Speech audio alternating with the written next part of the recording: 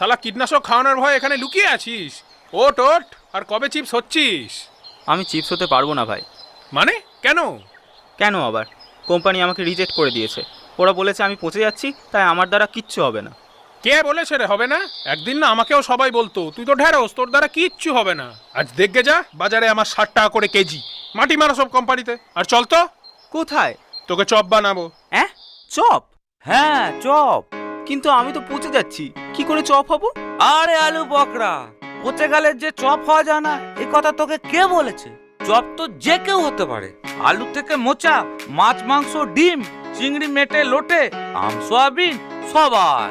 আরে এই তো সেদিন একটা করলাকে চপ বানালাম, আর তুই তো সেখানে একটা পচা টেস্টি আলু। একদম, বাংলার চপ শিল্পের অগ্রগতিতে দ্য গ্রেট গ্রেট আলুর চপের ভূমিকা অপরিহার্য। ভেজ নন ভেজ নির্বিশেষে তিনি সকল চপের ইন্সপিরেশন।